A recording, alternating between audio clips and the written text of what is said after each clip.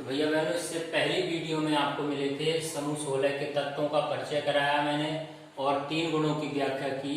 और ये video number 12 है यूनिट 7 की। इसमें शेष बचे जो गुण हैं बहुत ही इम्पोर्टेंट गुण इसमें दिए गए हैं। इस वीडियो में बहुत ध्यान से इसको समझेंगे।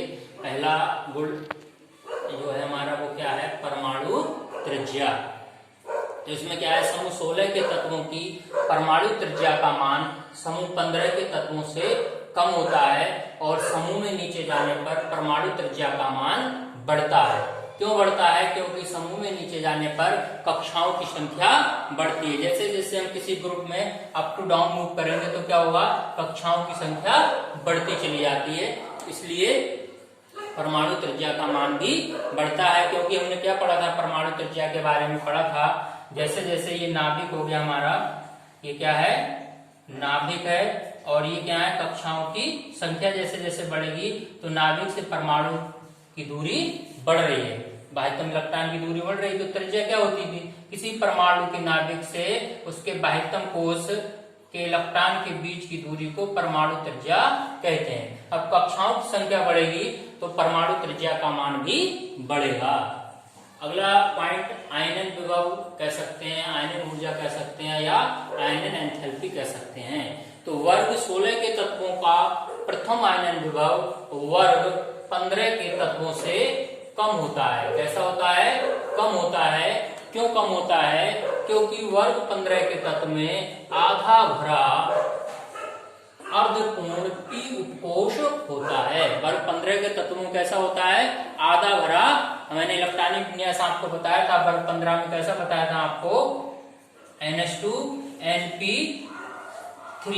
तो P में कैसे हो गए, आधा भरा हो गया।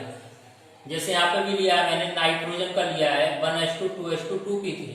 अब P में देखते हैं 6 इलेक्ट्रॉन, तो 6 का आधा कितना हो जाएगा, 3। तो यहाँ पर अर्धपूर्ण हो गया। तो अर्धपूर्ण विन्यास जिसमें होता है उसको हम स्थायी विन्यास मानते हैं, या पूर्ण होता है तब स्थायी मानते हैं। यहाँ पर देखिए, ना तो P उपकोष पूर्ण भरा है और ना ही आधा भरा है, तो ये विन्यास कैसा हो गया, अस्थायी हो गया। तो 15 के तत्वों में आधा भरा P उपकोष होता है जो परमाणु को स्थायी बना देता है, और स्थायी परमाणु से इलेक्ट्रॉन निकालने में हमें अधिक ऊर्जा लगानी पड़ती है। इसलिए 15 के तत्वों का प्रथम आयनन विभव 16 से ज्यादा होगा। जबकि वर्ग में ऊपर से नीचे जाने पर आयनन विभव का मान क्रमिक रूप से घटता है। वर्ग में नीचे जाएंगे तो क्या होगा, घटता है। क्यों घटता है? क्योंकि बाहरी कक्षा के इलेक्ट्रॉन पर नाभिकीय आकर्षण बल घटता है। मैंने बताया ना, जैसे जैसे नाभिक से इलेक्ट्रॉन की दूरी बढ़ती जाएगी वैसे वैसे ही आकर्षण बल भी उसी क्रम में घटेगा। जब आकर्षण बल अर्थात कह सकते हैं नाभिक इलेक्ट्रॉन को कम मजबूती से पकड़ेगा तो हम उस इलेक्ट्रॉन को आसानी से बाहर निकाल सकते हैं और कम ऊर्जा लगानी पड़ेगी।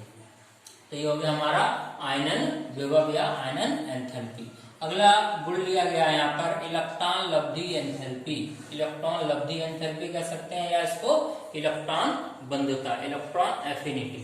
क्या होती है, सल्फर से टेलोरियम तक अर्थात वर्ग में नीचे जाने पर इलेक्ट्रॉन लब्धि एंथैल्पी का मान घटता है। इलेक्ट्रॉन लब्धि एंथैल्पी का मान घटता है। जबकि बात करें, परंतु ऑक्सीजन की इलेक्ट्रॉन लब्धि एंथैल्पी सल्फर से कम होती है। क्यों कम होती है? क्योंकि ऑक्सीजन का आकार छोटा होता है तथा उस पर इलेक्ट्रॉन घनत्व अधिक होता है। ऑक्सीजन का आकार छोटा होने से क्या है, इलेक्ट्रॉन घनत्व अधिक हो गया। जब इलेक्ट्रॉन घनत्व अधिक होता है तो इलेक्ट्रॉन के मध्य प्रतिकर्षण बढ़ जाता है और नए इलेक्ट्रॉन ग्रहण करने की प्रक्रिया में क्या होता है, अधिक ऊर्जा उत्सर्जित नहीं हो पाती है, अर्थात कम ऊर्जा उत्सर्जित होती है। इसलिए अगला पॉइंट हमारा क्या है, इसमें विद्युत ऋणात्मकता अर्थात इलेक्ट्रोनिगेटिविटी बोलते हैं इसको। क्या बोलते हैं? इलेक्ट्रोनिगेटिविटी। तो वर्ग 16 की बात करें, वर्ग 16 में ऊपर से नीचे जाने पर विद्युत ऋणात्मकता क्रमिक रूप से घटती है। क्या होती है?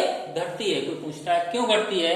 क्योंकि वर्ग में ऊपर से नीचे को जाने पर परमाणु त्रिज्या बढ़ती है। क्या होती है? परमाणु त्रिज्या बढ़ती है।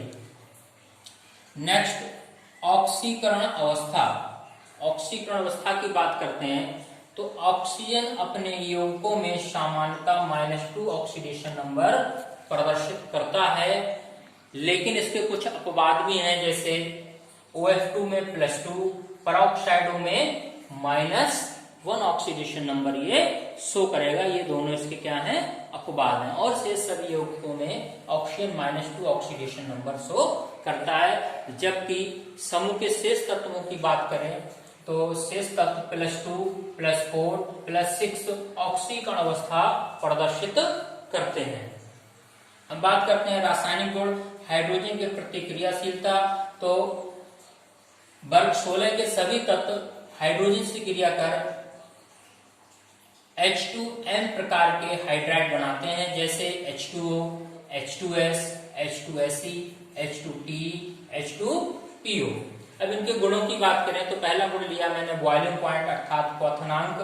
तो क्वथनांक क्या होता है, वान डेर वाल बल के समानुपाती होता है, अर्थात जैसे जैसे वान डेर वाल बल बढ़ेगा वैसे वैसे क्वथनांक भी बढ़ता है।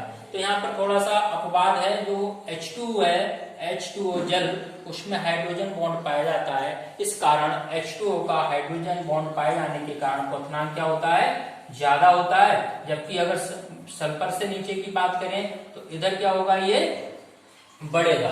तो H2O किस में आ गया, अपवाद में आ गया। क्यों आ गया, क्योंकि H2O में कौन सा है, हाइड्रोजन बॉन्ड, और शेष सभी तत्वों के हाइड्राइडों में कौन सा बॉन्ड है, वान डेर वाल, दुर्बल बॉन्ड बल होता है। नेक्स्ट गुण की बात करें हाइड्राइडों के, तो ऊष्मीय स्थायित्व जो हमने 15 में पढ़ा था, क्या होता है, वर्ग में नीचे की ओर जाने पर घटता है।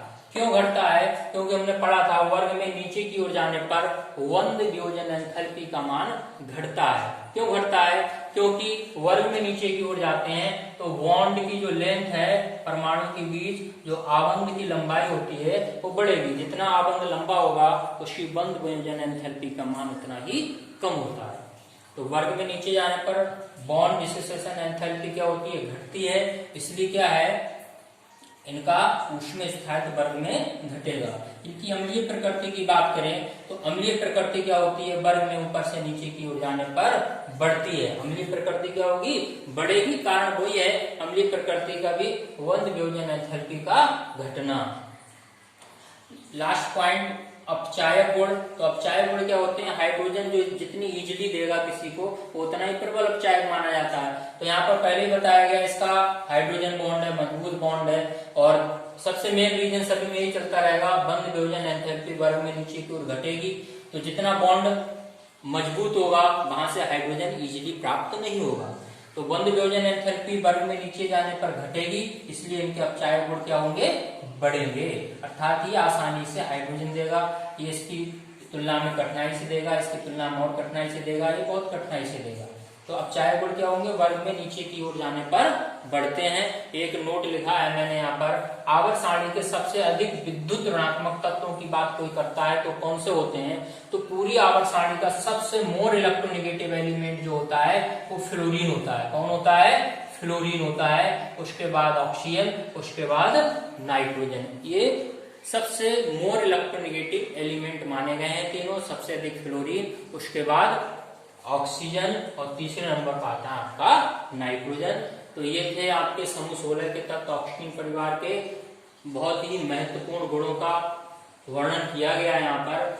सभी भैया बहन बहुत अच्छे से इसके नोट्स तैयार करेंगे, स्क्रीनशॉट अच्छे से ले लेंगे इसका, और इनको बहुत आसानी से आप तैयार कर सकते हैं। परीक्षा की दृष्टि से बहुत ही महत्वपूर्ण है।